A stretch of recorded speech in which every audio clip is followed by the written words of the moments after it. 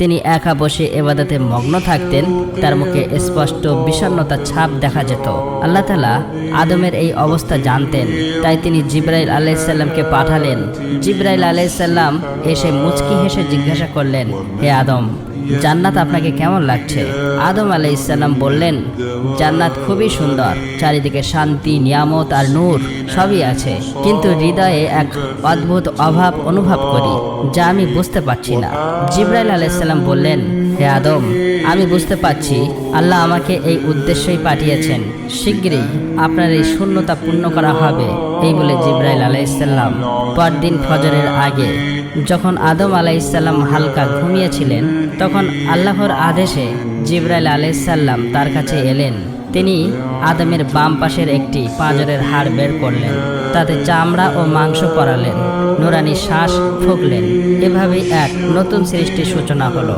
সেই হাড় নূরে ভরে গেল এবং অল্প সময়ের মধ্যেই তা এক সুন্দর পবিত্র নারীর রূপ নিল, যার মুখ চাঁদের চেয়েও উজ্জ্বল।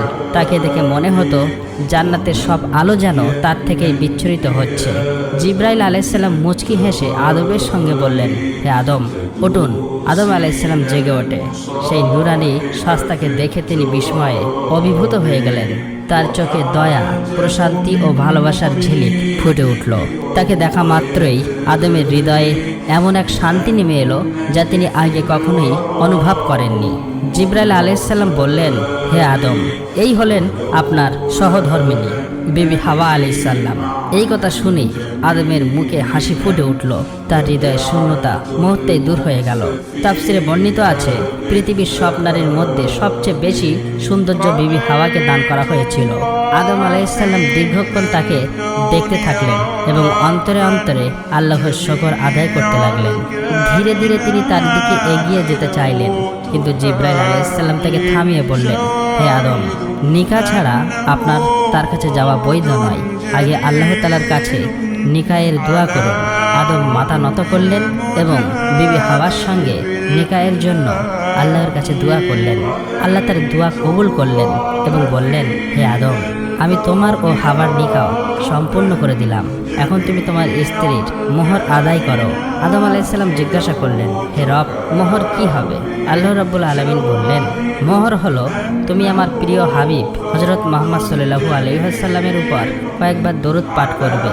একথা শুনে হযরত আদম আলাইহিস সালামের হৃদয়ে ভালোবাসায় পরিপূর্ণ হয়ে উঠল।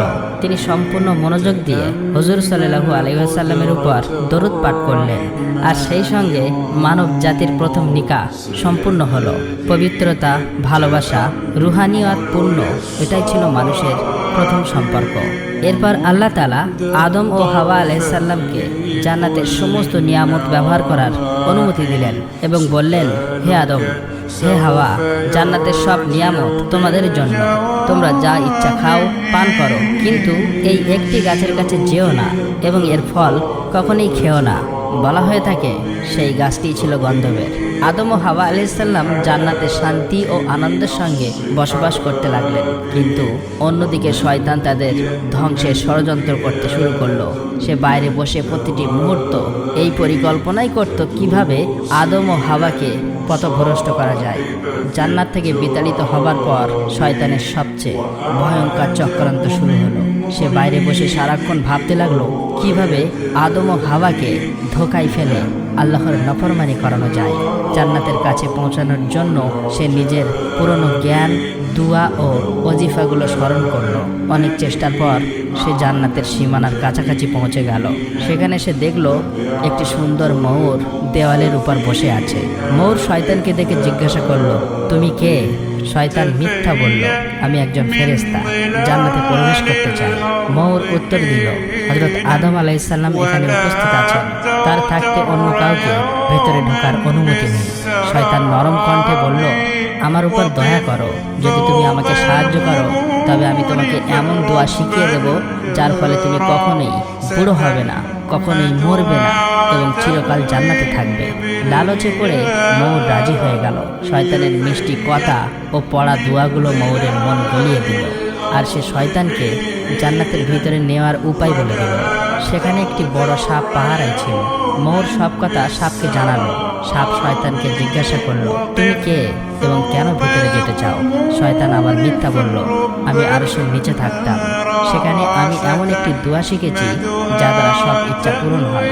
যদি তুমি আমাকে ভিতরে নিয়ে যাও তবে সেই দোয়া তোমাকে শিখিয়ে দেব।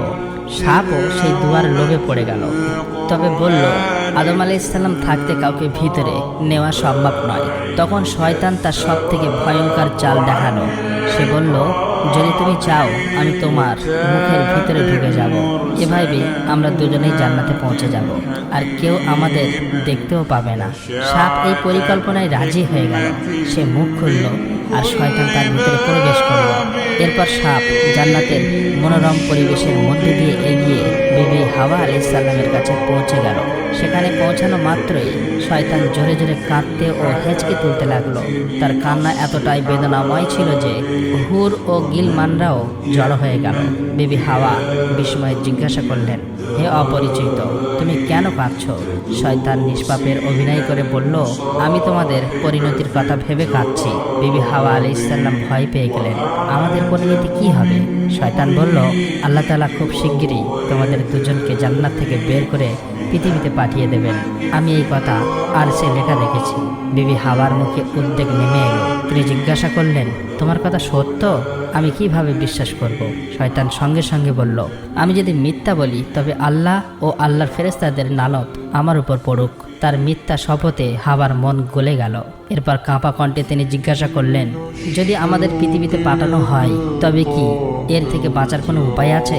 শয়তান চতুরতার সঙ্গে আঙুল তুলে গাছটির দিকে ইশারা করলো, দেখো, যে গাছটির কাছে যেতে তোমাদের নিষেধ করা হয়েছিল, যদি তোমরা তার ফল খাও তবে তোমরা চিরকালের জন্য জান্নাতে থাকবে, কখনোই তোমাদের বের করে দেওয়া হবে না। বিবি হাওয়া গভীর চিন্তায় পড়ে গেলেন। এক মুহূর্তের জন্য তার মনে হলো হয়তো এটাই উপায়। তারপর ধীরে ধীরে তিনি সেই গাছের কাছে গেলেন, একটি ফল তুললেন, কিছুক্ষণ তাকিয়ে রইলেন এবং অবশেষে আরেকটি খেয়ে নিলেন। যেই তিনি ফল খেলেন, খাওয়া মাত্রই জান্নাতের বাতাস থমকে গেল। হাওয়া সেই ফলের অর্ধেক অংশ নিয়ে আদম আলাইহিসসালামের কাছে গেলেন এবং ভালোবাসা ভরে বললেন, হে আদম, আপনিও এটি খান। আদম আলাইহিসসালাম তার কথা মেনে ফল খেয়ে নিলেন। ঠিক সেই মুহূর্তেই তাদের দেহ থেকে নুরানি পোশাক সরে গেল, শরীরে সুগন্ধি সুবাস মিলিয়ে গেল। লজ্জা, ভয় ও অনুশোচনার ছায়া তাদের চোখে ভেসে উঠল। দুজনাই নিজেদের বড় ভুল বুঝতে পারলেন। আল্লাহ রাব্বুল আলামিন তাদের এই কাজ পছন্দ করলেন না। ফেরেশতাদের আদেশ দেওয়া হলো, যাও, আদম ও হাওয়াকে জান্নাত থেকে নামিয়ে দাও এবং পৃথিবীতে পাঠিয়ে দাও। হুকুম পাওয়া মাত্রই জিবরাইল আলাইহিসসালাম ও অন্যান্য ফেরেশতারা এসে আদম ও হাওয়াকে জান্নাত থেকে বের করে নিচে নামিয়ে দিলেন। জান্নাতের পরিবেশে গভীর নীরবতা নেমে এলো। প্রথম পুরুষ ও প্রথম নারী তখন পৃথিবীর পথে যাত্রা করলেন। এখান থেকেই মানুষের কাহিনী শুরু হয়, এক এমন কাহিনী যেখানে আছে পরীক্ষা, তওবা, রহমত ও ভালোবাসা।